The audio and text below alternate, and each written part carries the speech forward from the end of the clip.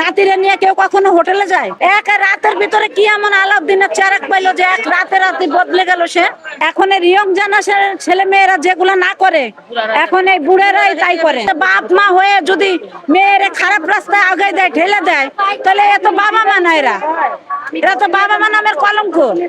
এর বাবা মা এই বিষয়টা পুরো সবকিছুই জানে।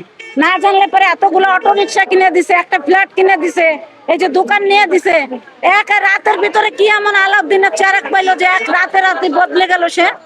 যার আগে সবজি বিক্রি করছে ভ্যানে করে, যে লোকটা একটা টোন দোকান ছিল যার, সে এক রাতারাতি এত বড় লোক এত কিছু কিভাবে পাইলো? আমরা বুঝান আপনারা। আর গরিব মানুষের কোনো বিচার নাই। এদের টাকা আছে, ক্ষমতার জোরে যা ইচ্ছে টাকা দিয়ে তাই করবে, আবার ক্ষমতার জোরে টাকা দিয়ে সব ছাপে ফেলাবে। এটা তো হয় না।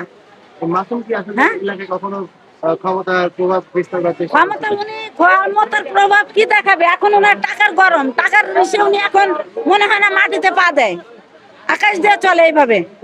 এই তো মনে করলাম ভাইয়া, এটা হচ্ছে লোভ। লোভ জিনিসটা খুবই খারাপ, বুঝতে পারছেন? লোভের কারণে টাকা এমন একটা জিনিস, টাকায় মানুষরা, যে বললাম যে টাকার জন্য মানুষ সবকিছু করতে পারে, কারণ টাকার জন্য সবকিছু না করতে পারলে নিজের মেয়েরে কিভাবে দিল? এই যে রিক্সা গুলা কিনে দিছে, এরা কি ওনার বাবা মেয়ের বাবা মা জানে না? কারে কিনে দিছে? মেয়ের বাবা মারেই তো কিনে দিছে অটো রিক্সা গুলা। স্বপ্ননগর যে ফ্ল্যাটটা নিয়ে দিছে, এটা তো বাবার মেয়ের বাবা মারেই দিছে। এই যে দোকান, আগে ছোট টোন দোকান ছিল, দিন আনতে নুন আনতে পান্তা ফুরাইতো যাদের, তাদের এত পরিবর্তন কিভাবে হইলো?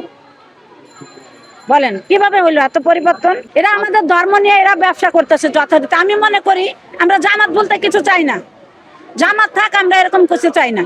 ওই যে আমাদের ধর্ম নিয়ে ব্যবসা, ধর্মীয় আইন আসলে কি বিচার হওয়া উচিত বাংলাদেশে? আমার মনে হয়, আমি মনে করি ধর্মীয় ভাবে জামাত বলতে কিছু না থাক।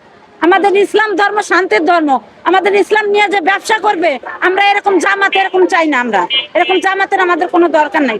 এটার একটা সুস্থ বিচার চাই আমরা, এরকম যেন আর কারোর সাথে না হয়, এরকম যেন আর কেউ করতে সাহস না পায়।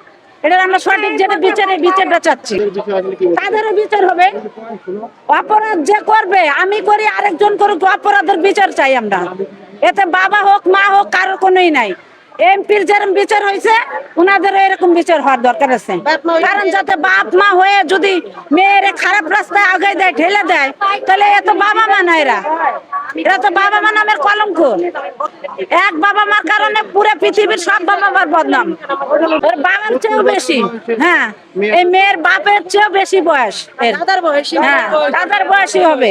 তাহলে সে কিভাবে তারে নিয়ে হোটেলে যায়? যতই নাতি নাতি দাবি করে, উনি নাতিরে নিয়ে কেউ কখনো হোটেলে যায়? শুনেন, এই বয়স্ক আপনার এখন ইয়ং জেনারেশনের ছেলে মেয়েরা যেগুলো না করে, এখন এই বুড়েরাই তাই করেন। সেইগুলা বুড়ারাই করতেছে। আর বিশেষ করে জামাতের লোকজন গুলাই এইগুলা বেশি করতেছে, জামাতের লোকজন এই কাজগুলো বেশি করে। তাহলে আমাদের মতো সাধারণ পাবলিক আমরা কি করব বলেন? উনার দেখা দেখে তো আরো একজন এরকম করবে, আরো 5 জন করবে, কয়জনের বিচার করবে না?